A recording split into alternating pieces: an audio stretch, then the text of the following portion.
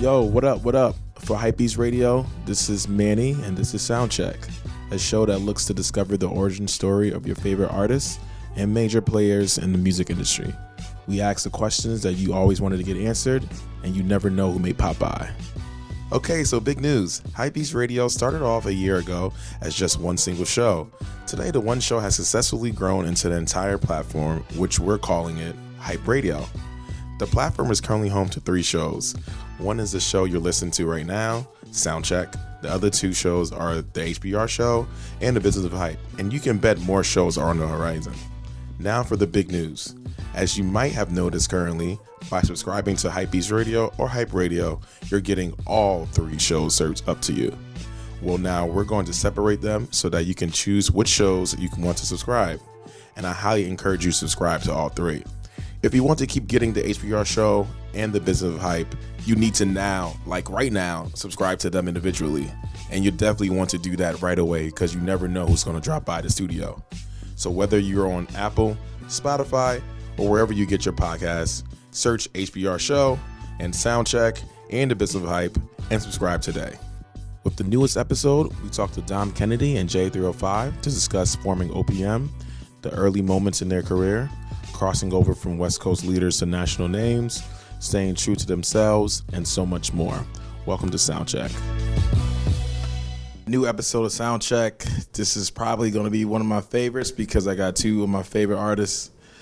Since I've been listening to music, seriously. And not to just say it because y'all here, but let y'all introduce yourselves. What up? Original Dom Kennedy, Lamar Park.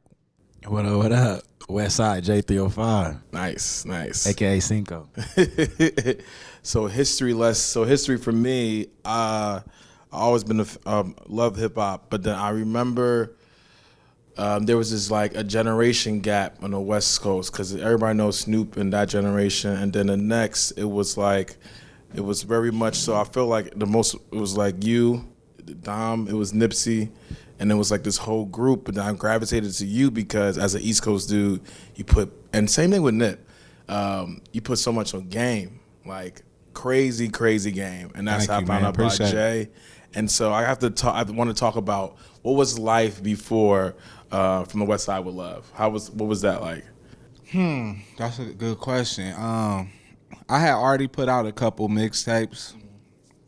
Mostly From the West Side with Love was like the first OPM company release. So That's when we first decided to be independent, and we knew that's what we was going to have to do, and I was going to have to form my own company. So, prior to that, it was real like talent show type shows, local show. Never got paid for a show, not even close. You know what I'm saying? Didn't have really any fans outside of people I knew that was just like, oh, that's cool. Y'all gonna do music. You know what I mean? I was doing music with my cousin who was a student at LMU. Shout out to Jay Skills. He was up there for video, for film. And he always loved music videos, so he also made beats. So once we came up, his mom lived off 7th Ave where we shot Watermelon Sunday video. You know what I'm saying? That's like 2008. Mm-hmm. That's in Lamert. Then From the West Side with Love, I remember I wanted that to be like more of a statement project. I had did music for a couple years and had a little fun with it, but I knew like, okay, now it's time to, even if your project's gonna be free, even if you don't have no help, you still need to make something of quality with a title and put it out like it's the best album that came out all year. You know what I'm saying? And that's kind of where the OPM mentality first started, was From the West Side with Love. Me and Archie worked on that heavy. I didn't even have a car at that period. He used to pick me up, take me to the studio, drop me off. I would work with who I could at the time, get studio time, write my songs at the house, then go record them, things like that. Yeah, because I remember Future Street. I remember just seeing that on Dat Piff. I don't even know if Dat Piff is still. Yeah, I think it's still, they still rocking. So I remember Dat Piff, and it had like the whole, had the sticker, like the gold, silver, all that joint. I was like, let me just click this. And I was like, this is crazy. But then West Side, even though it was a mixtape, that shit was like a cinematic movie. Like I remember seeing 1997. I was like, man, West Coast looking different. Yeah. And so what about that time, like, that made that into like I think that shit was everywhere. Yeah. Like, why do you think that shit was so special? I think that the content, like people was like you said, was looking for new content. The internet sharing music, it was kind of a thing that, like, if we think back to that time, like the lawsuits and all that, that was over big companies, people with money, established artists. Like, don't steal the Beatles song, don't do this. But it's like, if you think about music, it's always about what's new, what's next. It's not about like the catalog people. They're gonna have their fans. You know, you're gonna always listen to that. But so for new content, it was like, it was an uncharted territory, you know, like no people wasn't really thinking like, let me spend money and put a music video up that people gonna watch worldwide. Even us, we just did it because that's what we love to do, you know. But I didn't know what was on the other side of that. But yeah, it was just a real, like, it wasn't a lot. I don't want to say of a lot of artists because it was people out doing music, but it was real open, you know what I'm saying? Because people was used to just like Hype Williams or nothing, you know? Exactly. This or that. Like, you're either a star with a label with a crazy budget and 20 people entourage, or you don't. It's not really no hope for you, you know?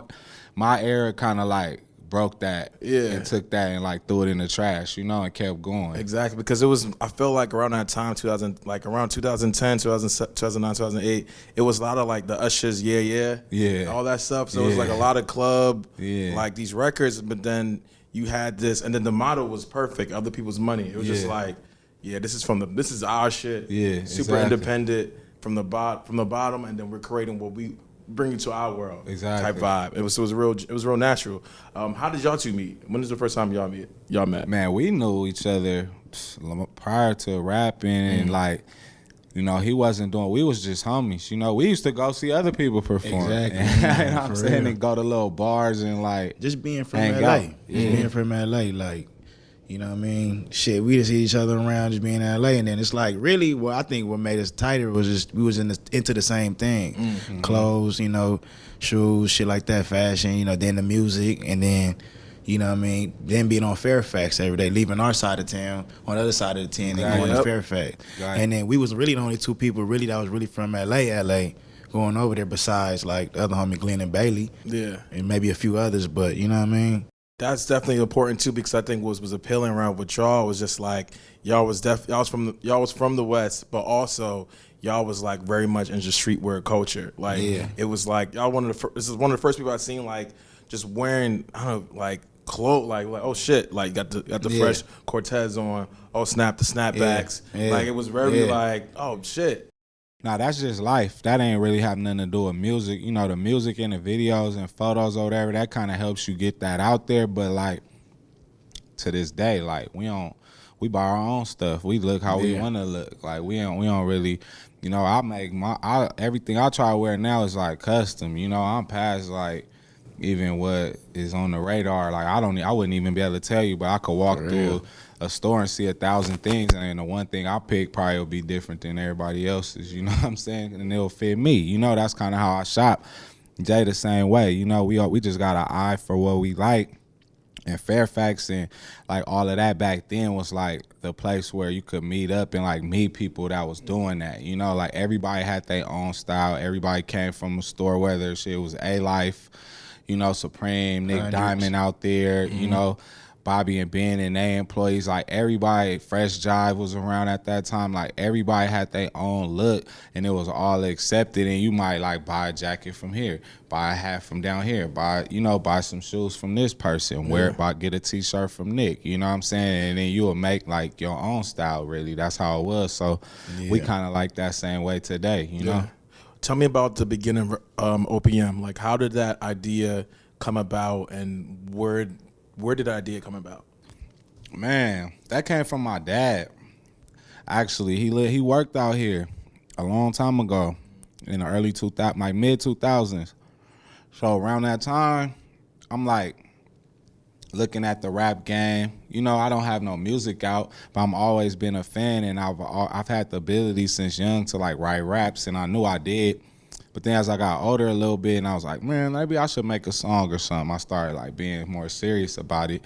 And I always just wanted to be a business owner. So my dad, he would like, you know, he would talk to me about business and stuff and just say little things. And one day he was just saying like how all the people that didn't do business, I'm not gonna say who the person was, it's irony, but he was just saying how they make all their money on OPM. You know, they don't use their money. They make money on other people's money.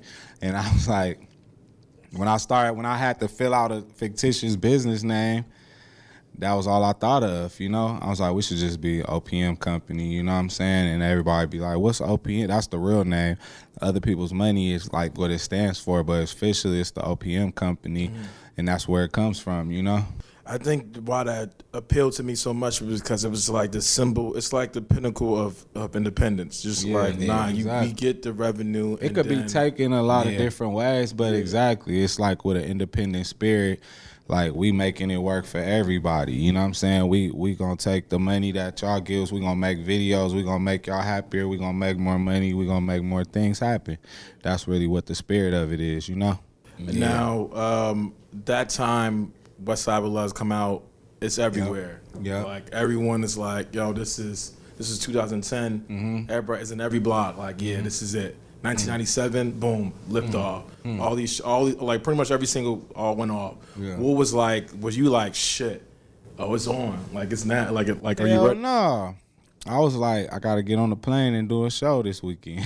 You know what I'm saying? Shit, I was looking at you like that. I was like, go to this college. Nah, I never really, even today, I don't feel that way about none of this. I feel like, but at that time, I just really needed to make something that I could have tangible, you know, because prior to that, like I was saying earlier, I never even made no money. Like, this is all effort and people that have invested in me or my own money, you know, that I had, the little money that I had, like literally never made nothing. But after that project, I did start getting calls like, okay, can you come to Chicago? You know what I'm saying? And then eventually, shit, we was going on doing shows every weekend and doing a lot of things, opening up for people, you know, and that was kind of like the validation, you know what I'm saying? Like when you start being able to like, hey, I bought this because of my CD, you know, and then your parents see you or your grandparents, they're like, damn, okay, like I guess you do be doing something, you know what I'm saying?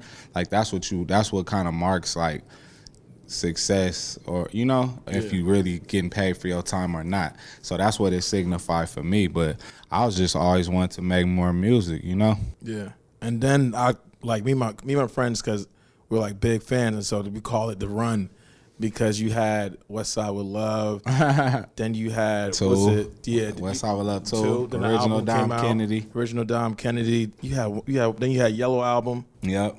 Then you had Get Home Safely. That was like boom, boom, boom. And then you have Volume 1, Young Nation. Yeah, and then exactly. Jay's on, Nico's on, and Casey's on. Yeah. So it was just like, oh, this is different. Yeah, niggas is coming through. What was that time like for y'all? I feel like at one, because from the East Coast looking in, like that was it. Yeah, like, it was you. Shout out to all them people. We still rock. Everybody in there still rocking. I know Casey got an album that he finishing up right now. That's hard. I'm on there, and G4, you know. But at that time, man, we was just like, it was a real collaborative time. Yeah, you know what I'm saying? Because it's something special when people first bubbling up, and like I was saying, everybody finances, you know, wasn't the best. Like, if I was at that time didn't have no money, I know Casey for sure didn't have no deal and wasn't doing nothing. We was just going for broke, you know, and trying to establish ourselves, I should say. Yeah. You know, as something. Again, we didn't know like how far it was reaching or who it was hitting. We just had that enthusiasm at that time, you know what I'm saying, to just create and collaborate, you know? Yeah. And at one point, because I feel like it was y'all and it was Nipsey, and that was it for the West. It was like, yeah, this is like, it was something special. I guess, did y'all ever think like, yeah, we the biggest people in the world right now? Hell no. Nah. We used to go to TDE shows all the time and sit up there and look at ScHoolboy Q and be like, damn, ScHoolboy harder than Kendrick. I remember we used to say that all the time. Yeah. You know what I'm saying? And debate like, what's going to happen? And they used to come out on stage with them niggas just to have fun. Everybody be on stage with them We niggas. would really kick it with people, like Nip, you know really what I'm saying? My niggas, a lot of people. Yeah. So, again, it never was about like, you just like to see people at different stops. Like when you see people on a big festival that you came up with on small stages, you know, that make you feel good in passing. You know, you see people in the store on a magazine, you like, damn, okay, he doing this thing. You know what I'm saying? So, nah, I don't think I never really felt that way. I just always wanted to contribute, you know? Same as now, like that was always my main goal and my focus, and something I tried to tell myself was to contribute, like how the OPM and projects that I was working on, or if I was doing a guest verse, just be something that people would be like, you know, when they hit me up, I would come through for them, whether it was a YG mixtape song or, you know, working with Mustard and some other people we collaborate with. Like, it's all, I think that we at our best when we cross promote and cross brand, you know, and everybody help everybody, you know what I'm saying? Yeah, I remember YG being in a Dom Kennedy show telling me like, man, I'm scared, bro. I don't think they gonna fuck with me over here. I remember that. And we was like, bro, they fuck with you. Right. He went out there, that shit went stupid. Yeah. So it was just like you said, just crossing, you know, all the lines. Because I feel like Dom and Nip started, and then that's when OPM came out. That's when J.U. came on. Yeah. Then that's when I found out through like listening to your music. Okay, there's Kendrick. I'm like, oh snap, Kendrick. Yeah. And TDE and Schoolboy Q. And then J Rock. That's when I got on J Rock because he was the first one. Even and Come Home. What was it? Come Home Safely. Damn. J Rock album? Nah, it was his first one. Damn, his first one. Warner Brothers. 2010. Yeah, that's when he was All with My Strange. Life on there. Yeah, he was like Diary of a Broke Nigga. Yeah. That's when that was on there. And I was like, oh, this is crazy. J Rock. Then I got on Schoolboy. Then at the same time, YG was making the turn from like transition from Exactly. to like, oh, this is okay. This is pretty interesting. It was just a really interesting period. Like, how often when y'all were in the studio together? Like, and I felt like y'all was all on each other projects. Like, Man, It was, for sure. For me, I feel like everybody looked at me like, this nigga not really a rapper. I really wasn't the rapper. I was just like, I made a song, everybody liked that one song, and I made another one and it went viral. So it was just like shit. So I remember even when I was working on my album, taking all bets. yeah. Like Kendrick, we was working in the same studio. So he came and just sat down and just listened to me do my shit. And I'm on the computer like, hey, move that over, move that. And he was like, damn, bro, you really a rapper. Like, so it just like nobody ever looked at me as the rapper, or you know what I mean. I was just the nigga that was just the homie that was just, you know, turned up and et cetera, you know what I mean. Yeah, and at the time, you had one of the biggest songs at that moment. Like shit was everywhere. Yeah. How many projects and songs you think didn't come out? Oh shit, man, what? For me, it's incredible. It's incredible, you know. I'll just say on the Yellow album alone, I might have did like 50 songs. I never even really spoke on that or said that, you know. But that's something a lot of people don't know. Like, I edited that the way I wanted it to be. But just with THC alone, we did like 30 songs. And they only ended up with 4 songs on the album.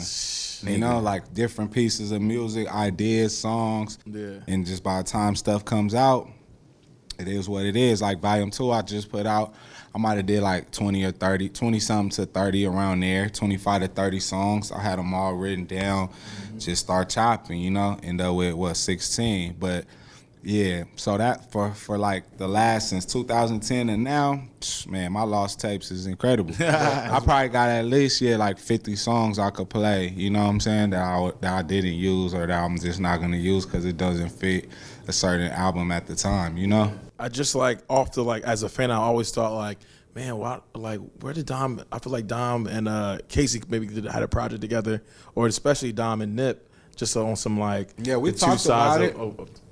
We talked about it. I mean, Nip and them put out a lot of those songs, but we talked about doing the album together, me and Nip, for sure. Will it happen? Hopefully, I think it will, just because the songs we make, it's only like 3 or 4 of them, but they songs that people fuck with. Yeah. Like Double Up on his album is one of the best, you know, most like songs on his album, and it was a bonus song, you know? Oh, wow, yeah. And then Check Me Out. I mean, we got Please Don't Get Home Safely, you know what I'm saying? Like, they all album sounding, anthem sounding songs, you know, that people really like, that people gravitate towards. So I would definitely wouldn't bet against me and Nip doing that album before it's over, for sure. Nice. Just my type of party. That's probably like, I feel like the general fans would probably caught on. It was like, that was like 2012. One of them one. Yeah, and I feel like that's when the general fans caught on because the video was like everywhere. The song was on radio, like across. I remember it was on radio in New York. Yeah. What was it like? Damn. What you think? How did that song come together? That song, just like all the songs I do, it's just about a reflection of what's going on at the time.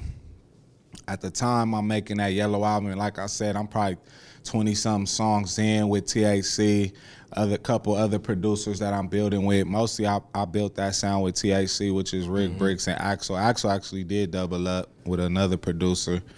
But I had got some beats from Dahi, DJ Dahi, who's well known. You know, he had some songs before that, but extremely after that became a lot sought after. And I remember I had a pack of beats from him, and I just didn't feel like the rap game had no song at the time that was like fun and dope. You know what I'm saying? And the thing that happened to me that was the most, you know, obvious thing, we was hanging out a lot that summer and that year and having a lot of fun, you know? But we would go places and it wouldn't be no rap songs. You know what I'm saying? People wasn't really playing no tight rap songs for the situations that we was in. You know, a lot of people smoking, you know, pretty girls and just having fun on some regular chill shit. Yeah. And this in LA. And they was the type of songs they was playing, I just was like, these is not some good songs I would play. You know what I'm saying? So really all I did was I just made a song for that moment. You know what I'm saying? Like, so that's how simple it was. It was like, okay, I'm the type of person, I'm not gonna complain, I'm gonna make a difference. And that was my contribution to the situation. Like, at least if I'm gonna come here, or at least if y'all gonna have our people, you know, play this shit. It sound better than what y'all listening to. You know what I'm saying? It's that For ass. real. And that's all it was. It wasn't nothing more than that. And then, you know, general population, they like to have fun. Yeah. You know, they like the vibe of the song, the music, the beat of it. Dahi, you know, it's incredible, you know, and I think the simplicity and the honesty and the directness to the situation, 20 bitches in the lobby, you know what I'm saying? And all of that. It's just like, it is what it is. Like, it's one of them things like, well, how could you be mad at this, you know? Because I feel like people's around, I guess especially around that time, it was like, when you think of songs that play at parties, it was like the turn up shit, like everybody get your hands up type joint. Exactly. Or and there was just like some smooth, it was just like some like R&B like type shit. It wasn't nothing to be like with the homies. Crossed like, hey, we're just kicking back type thing. Exactly. Do you ever think like, oh, that song's gonna pop? Or like, let's see what this, just make a song and that's one of the bunch. Well, if you notice, we did put it out first. So we knew it was a good song. We knew we liked it at least. But it was the single. Yeah. It was the video. So that kind of says, yeah, you know, in a way. But again, like, I don't really, I'm not going to say I don't care, but I don't make the songs and then be like, oh, I hope people like it. Like, anything I do, I'm like, I feel the same way about it. Like, people pick and choose, like, what they gonna buy from your store or what's gonna be a popular item, you know? You kind of just providing a service. That's how the music thing works for me. It's just one song, and I might put out 200 songs literally on iTunes before I want to stop, or 500. That's just one song to me. Yeah. You know what I'm saying? That's just one song, literally. So that's all, like, but in the context of the Yellow album, yeah, I did feel that way because it sums up what the whole overall emotions and feelings is about. You know what I'm saying? Which is like what you said. We need something we can play continuously throughout from one person, kind of, you know, but without, you know, to the extreme. Yeah, exactly. Just something cool we could listen to, you can understand it, you know that what I'm talking about, the music is dope, you know, and it's a good feeling. And of those songs that's on there, I guess 12 songs, like that song sums it up. So that's probably why I was like, we need to put this out, you know? Yeah. I definitely want to go back to Young Nation because I think that's like super underrated. Part 2 on the way. Yeah. Like, we're working on that right now. Because like, I guess this is a question for both of y'all. What was that session like? So I remember, I think I was in DC around this time. It just popped up, and I was like, "Oh snap!" Like, and it was like the group, like you heard everyone. What was the sessions like for that? And was it just like, yeah, we about to knock them over the head, and just like, with We everything. was just having fun. Yep. We was trying to contribute. We was coming off the other projects we did, but it's kind of, that's why we doing another one right now. Nice. We working on another one right now because we got that same camaraderie and everybody got that same hunger and vision, and that's when it's best. OPM is at its best is right now. Like, I feel like that era we talking about, this era gonna completely wipe that era out because we more focused and now we know exactly what we want to do. You know what I'm saying? Back then we was honestly just trying shit out and having more fun. Now we still having fun, but we know like what we want to do and what we supposed to be doing, and that's why. And we collaborating, and we got our outside affiliations. You know, everybody brings something different to the table. Whether it's G4, him, Aisha Monet, that's our first R&B artist. She got a song on a Young Nation. So it's like we got our collective is like tight right now. Nice. You know what I'm saying? So those sessions is like, back then, it's just like having ideas. Like, again, the main goal is everybody got to contribute. That's why I tell him now, like, I'm going to come with these songs. We're going to listen to them. He might be on the song. Somebody else might be on a song. And then it's like, you got to do the same thing. You got to bring us 2 songs. Whether it's just one you, somebody you fuck with, I don't care. But you got to bring us something of equal value to the table. You know what I'm saying? So we could all put this together, you know, for the people. It's like a potluck, but we all expecting everybody to come with like high quality items to the, you know, to the function. You know what I'm saying? Because we know it's like, we know what people is expecting. Exactly. So, you know, usually honestly it starts with the music or idea. You know what I'm saying? G4, he got the first song that we gonna probably drop off the part 2 of the Young Nation. Nice. And it's a beat that Archie picked out for him. It's a hook on there and a verse from him that he, you know what I mean, took off on, and then I did the rest. That's what you're going to hear. That's kind of how the session is. Like, yo, bro, this is dope. What you think I could do? Okay, we're going to finish it this way. Same thing with Jay. Like, he got a song with John G. You know what I'm saying? A producer, like his single, John G, somebody that, you know, I kind of came through me. He got 4 songs on volume 2. Jay work with him. Jay might have a song. I might just be sitting there and just add a little piece to it. You know what I'm saying? So it's like when we at our best, we collaborating and, you know, cohesive on the ideas and like sharing our ideas like openly. You know, that's kind of how the Young Nation and honestly the best of our songs all come out. Nice. I remember the one thing that stuck out to me was like the cover art, and like was the colors for OPM, was that the first time it was shown? Or was that like, I think that's the first time on the Young Nation? Yeah. I think that was the that's first a good time. question. I think that was the first time it was shown. Because I remember even how niggas came up with it, niggas was saying like Crips and Bloods. Basically that was the border of it, and then the green means money. Exactly. It's basically just mean unity and peace. But that doesn't mean, it doesn't have to around the board, it doesn't have to mean Crips and Bloods. Yeah. It just means unity and all I just uniforms. want to have my own flag, but probably. Honestly, I never thought of it like that. You know, it's kind of a homage, if I could, to like the Paris flag. I feel like Paris is a fly place. You know, I got my OPM tag in Paris the first time I ever went, and just took the white out and put the green in the middle. And like how Jay was saying, you know what I'm saying? And then being from LA, it's kind of like an international sign of just like being fly and just on a different level. You know, we get our generation, especially coming from LA, was so like, you either this side or this side, you know, when you add the green in it, and then it's like, that's everybody, you know what I'm saying? That's kind of how everybody else, you know what I'm saying? And that's kind of how I've always looked at it. And then, so for the cover of that, I guess so. We kind of definitely wanted to just bring it to life. Just having wild ideas. I think I drew that up with a pencil and paper, you know what I mean, one day. And then we just brought it to life. I had a crazy idea. That girl actually was from France. That's on that cover. I was just about to ask that. She did that intro, nice, and that's why, because I was like, well, at least this is how I could give back and like shout out and put the little French twist on it, you know? Nice. Did you, when you drop your music, as a fan, we always expect it. Like, I know internally with the homies, we like, oh, it's summer, it's Dom season. Yep. Do you love that? Do you hate that? Do you be like, I love it. I love it. I don't never hate it. Even if I don't put out something in the summer, I respect it. You know what I'm saying? Because that's a dope feel. And early on in my career, I did that purposely, like unconsciously, but I used to play baseball when I was a kid. So baseball gets going in spring, summer. It's a summer sport, you know? So that's kind of around the time I start feeling good. And early on in my career, I just noticed it was a great time for promotion.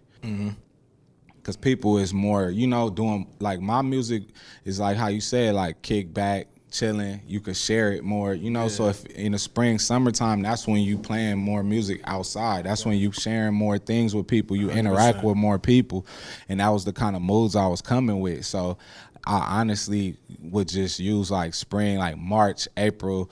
You know, I always wanted to run that up, you know what I'm saying? Then it started getting later and later as you produce stuff. Then you know, so it would really go from like March to June, you know what I'm saying? Would be like that target window of when I started being like, that's a dope era, you know, I mean a dope time to drop music, because the era when I was younger, everybody was big idea was do it in the holidays, because that's how they would get people money. Yeah. And CD sales was big, and we wasn't selling CDs, so I was like, I don't care about that.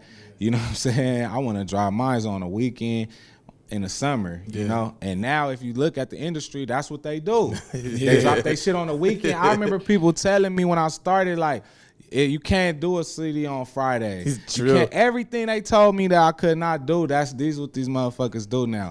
I want that on record. Everything that you told me in 2010 that you couldn't do, that's exactly what they do now. Yeah. Exactly to the T. I swear to God, that's exactly what they do now. I mean that's what the thing is about being Tuesday. Yeah. I thought that was the thing is about being a like thinking ahead or just following your own beat of your own drum type shit, because they be like, that shit don't work, but then it works, and then next thing you know it, they doing it, taking credit for it. Like, yeah, we did that. Like, all right. It's like sports. It's like I swear, hip hop is like sport. It's a copycat league. Yeah. So when one go left and it's working, all right, we all going fucking left, and then all that stuff. That's why in OPM we do shit innovating. Mm-hmm. Yeah, exactly. We not so much even tired. We know that sometimes fly new stuff get overlooked. Exactly. You know what I mean? We operate with that in mind, of course. We talked about that earlier today. Yeah, exactly. Whether it be same thing, you know, as y'all know with fashion, like it wouldn't be how it is if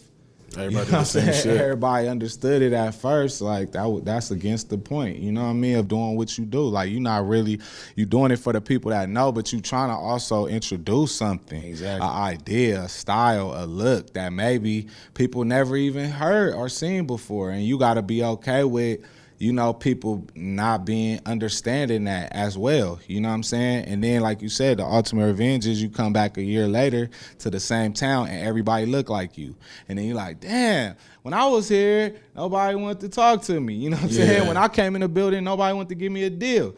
Now y'all do exactly what I do. You know what I'm saying? Now we competition. Yeah.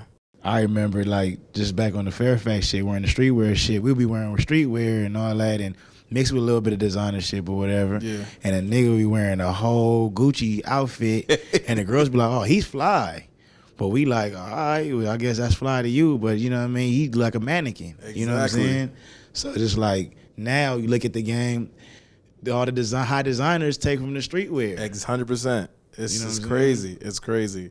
I think one thing I appreciate about this right now, and about also y'all as artists, that y'all both been in the game and y'all both like came up together and y'all both like still here together. I think that's something to be like celebrated. Yeah, like, no doubt. I appreciate that, man. That's major. Like, you know, my cousin over there who with us right now, he was on the cover Get Home Safely with me. You know what I'm saying? That shit then went all over the world. This nigga Don used to be in the Mitsubishi. So it's like, yeah, exactly. This shit real. Like, this ain't no, we not playing, you know what I'm saying? We gonna see us with the same P. You look back on the video, I had the Chris.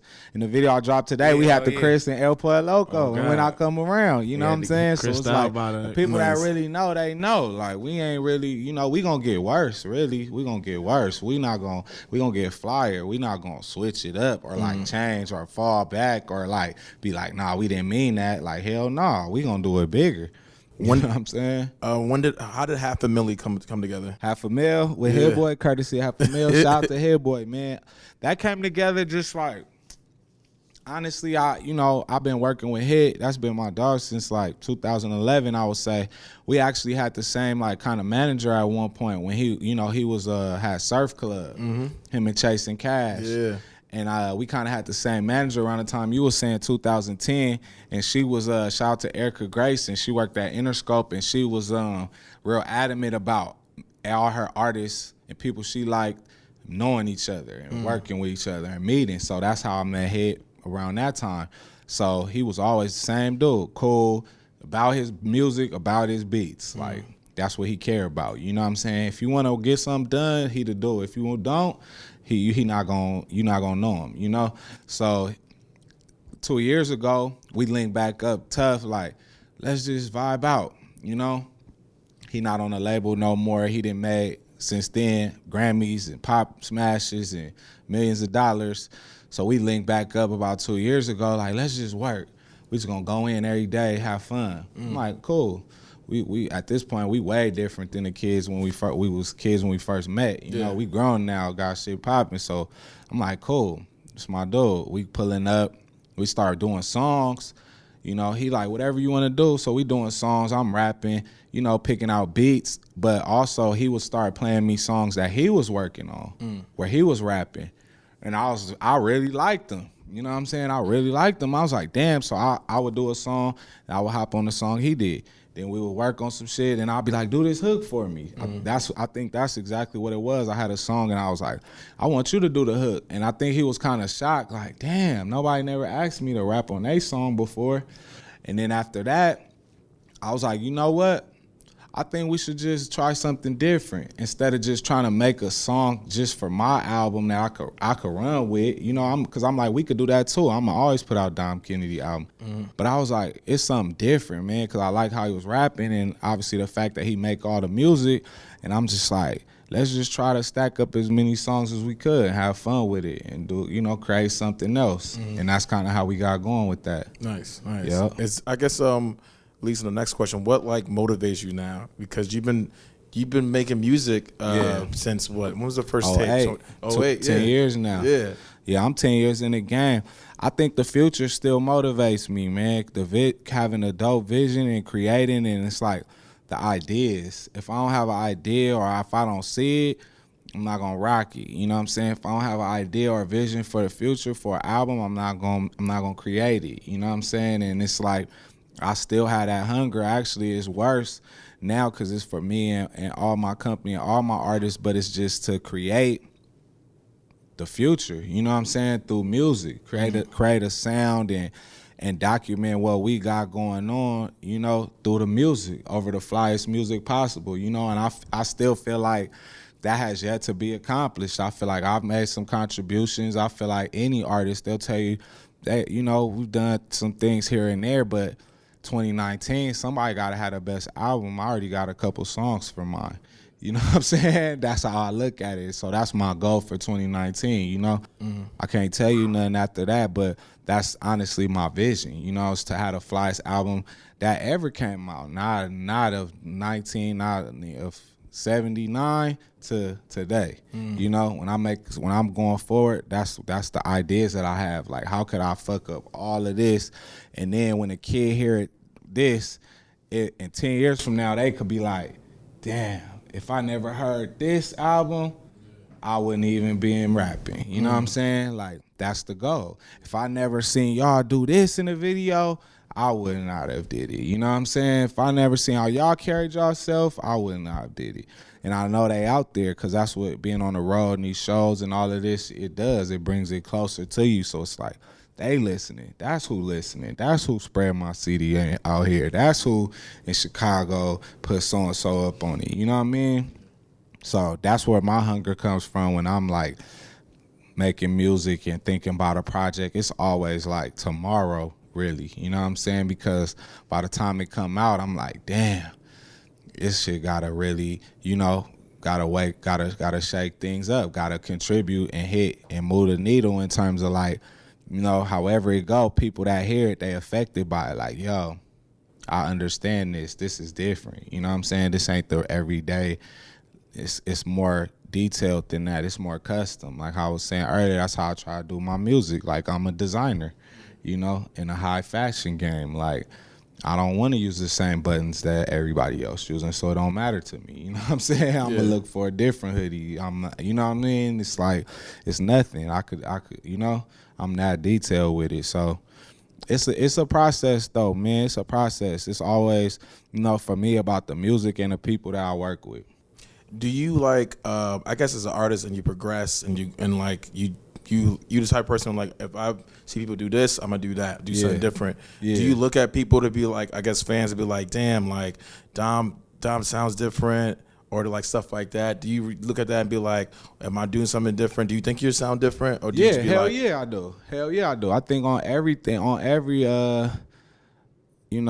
album, on every project, on different things. Hell yeah, I feel like I sound different. I feel like I try to pick different music. I don't want to tell the same story twice. I think that would be corny. You know what I'm saying? So it's okay to like take risk and like switch things up, and like I try to just be true to my mood at the time. You know what I'm saying? Because everything is completely different. You know what I'm saying? So on one song, if you catch me more hyper than others, that's probably how I felt at that moment. You know what I'm saying? If I'm super duper laid back, if I'm just talking to you, like I got songs where honestly I wouldn't even say it's rap. And I don't care. You know what I'm saying? I don't care. That's the thing. It's like, I know, like on Dominic's Intermission on Volume 2, like I'm just telling you some real shit. Yeah. You feel me? Like you would rather listen to somebody live for 3 minutes saying shit real fast, or me, I don't give a fuck how it comes as long as it's real and it's tight. You know what I'm saying? So I purposely try to just switch it up sometime and just be like,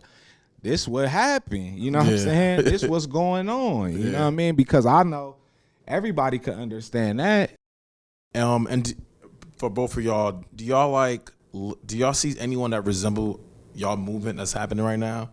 Like, do y'all be like, these people, they moving good. I like how they moving. Or just like, look, this is something different. I'm like, this is OPM. Yeah. And it's everybody else. I don't know. I think people have little qualities and different pieces of, what we was like started to do and are doing. But nah, I don't think anybody, like ours is modeled more so after the greats, you know what I'm saying? With respects to like TDE, because they was doing it at the same time, and their shit's a little different, like having Top as a pure like just solo executive, and just artists. Like ours is like all the artists coming together, you know what I'm saying? Everything is together. But so in that instance, no, because it's always the business. Like we was modeled after like No Limit and Rockefeller, you know what I'm saying? The Rough Riders, even though they had, the traditional like label heads, I guess, but like that was my inspiration, honestly. Like if I didn't see that, I wouldn't really have no, you know what I'm saying? I wouldn't know what to do, you know what I mean? If I didn't see Dame Dash arguing with people and Puffy, videos when I could of Puffy on Russell Simmons on the phone, on the, what was at the show, movie, I guess, you know what I mean? When he running on the phone, getting his set list for LL Cool J, like that shit inspired me. Yeah. Not just to be LL Cool J, but to be Russell Simmons and LL Cool J. To be honest with you, like I never seen that before, you know what I mean? So that was like my goal. Like I always knew I was gonna have the artists in the future that we gonna have, they gonna just get bigger and better too, because how we pick, people we rock with. Like I feel like G4 coming into his own, you know what I'm saying? Obviously Jay, he making the best like detailed, like how I was kind of saying, like it's one thing to have fun and be trying shit, and it's one thing to know what you're doing and still having fun. I feel like we in that zone of we know what we doing and we still having fun. And I feel like this is our golden era coming up. Like right now to what we about to do is our golden era, because we gonna cut through and communicate directly with the people, even on a higher frequency than we have before, And the platforms is all out there too. That's another key thing. Like Westside with Love, it wasn't even the iTunes. You know what I'm saying? Yeah, it really was no way to like know what was really going on, or to capitalize on that or monetize. Like when you say that, like I could have did more videos had I been getting checks for what, I never made nothing off the Yellow album. You know what I'm saying? Nothing. Not nothing. Outside of from the shows that I did at the time, but like it's never been for sale. So it's like, will those projects ever be on streaming? Or just like you the Yellow album got too many samples. Yeah, I was about to say that. The people that own it, and the main one is Aaliyah. Aaliyah's music is not up for streaming. So, because the guy who owns her catalog, he doesn't have any deals with streaming. So it's almost like impossible. Yeah. You know what I'm saying? Unless I alter the album in certain ways, but it was never like that serious for me to want to do that, because then I'll just wait for the day where I could do it properly and everybody agrees on it. You know what I'm saying? But up until then, it just came out on vinyl one time, like, you know, for collectors. Yeah. That's about it. Yeah. Jay, what are you working on? Cause I know you got some new music cooking up. Yeah, man. I just dropped a single called "Sweat It Out." Yeah. You know what I mean? A little fun record for the ladies. And then, you know, working on a project. You know, just keep the projects coming, man. I got a lot of music that's just sitting. You know what I mean? And we just trying to structure them the best way. You know what I mean? And staying focused on that. And then we got the, you know, Volume 2 coming out. You know, Nation. So it's just like, you know, that's basically what my focus is right now on the music side. Right. You know, visuals coming. You know, and just being more creative, getting more creative with the music and just the look and the whole brand in itself as a J305 brand, an OPM brand, because I represent OPM as J305. You know what I mean? So it's like that's how I'm coming. You know. And the final question we usually ask, like, if you would give advice to like an artist that's a young artist that's like trying to make it or trying to be new Dom or the next J305, what would you give the advice to them? Man, mine would just be, just do it. just take your trip, man, and find where, you know, you'll eventually find where you're good at and eventually find everything you want to do. You know what I mean? I mean, that's the best advice I can really say. You just got to do it. If you don't never do it, you never know what you can do. Yeah, you definitely got to love it. You got to love it, and I would say for anybody, obviously, that really wants to do it, I feel like you're going to do it. How successful you going to be, that varies, you know what I'm saying? I can't say I seen it all, but I done seen a lot and met people on all different levels, from legends and greats that'll never be fucked with to, you know, dudes that had one song and, you know, they didn't do it no more. Or big buzzes got deals and didn't do it no more. So I would say, man, it's like somebody told me this shit, like, and I overheard, like, learn how to deal with the bad days. That's how I put it in a good term. The good days, everybody love those. You know what I'm saying? Them is easy to deal with. When you got the budget, when everybody on your nuts, you know what I'm saying? It's all fun and games. But everybody had them days where you got to create something again. And the thing I love about New York is the first fucking question after I drop Volume 2, the first time I worked my ass off on that, and coming off from the West Side with Love, which got bad reviews, by the way. You know what I'm saying? I remember that. But the first thing they asked me when I got to the XXL that year was, so what you gonna do next? You know what I'm saying? And that's all that matters. So you gotta be mindful of that. Like, no matter what the fuck go viral today or da-da-da, somebody gotta kill it the day after that. You know what I'm saying? So worry about being that person. Don't be in love with, like, and trying to change for whatever people riding for, whoever people think is popular at the time. All that shit is irrelevant. You know what I'm saying? Like, go for yours. You're going to have to put up a lot of shots. You know what I'm saying? If you're going to lead the league in scoring. So if you scared to miss, you're not going to be shit. You know what I'm saying? So it's like, there it is. If you're going to have a 20-year career, ain't nobody had a 20-year career that, you know, look at yourself as a career artist. Don't just look at yourself like, I need to get a watch and get popular. You know what I'm saying? Like, that shit corny, but that's how it appears these days. You know what I'm saying? Like, think about yourself as a career artist. Like, you're going to have ups and downs. You're going to have to put out multiple albums about something, you know what I'm saying, and stay at it. So be in love with doing the work and be in love with that. Don't be in love with the results, because it's going to kill you. You know what I'm saying? And you're going to get lost out here trying to keep up and change for what's going on. You know what I'm saying? Like, love them days, them times where you just got to create something by yourself. You know what I mean? When everybody feel like they seen it all and heard it all, like, you still gonna have to drop another album. You know, you still gonna have to drop another song. If your shit sell 5 million, that's even more. You know what I'm saying? Pressure on you. You feel me? And you still gonna have to put something else out. You still, right? Exactly. You drop a hot collection, they gonna be like, after everybody read all that shit, they gonna be like, either your shit gonna be old after that, or you gonna be hot again because you done came with it again. That's how you gotta look at the game, man. So learn how to deal with it. You know, that would be my best advice. Learn how to deal with it. Master yourself, you know what I'm saying, and your look, and your style, you know, and your sound.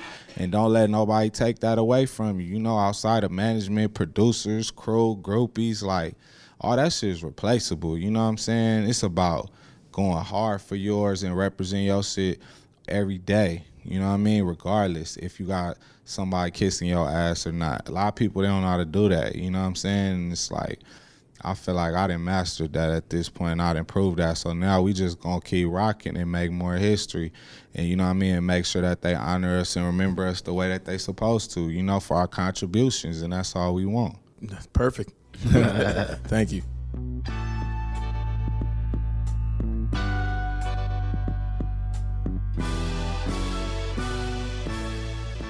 That's today's episode of Soundcheck, and thanks for listening.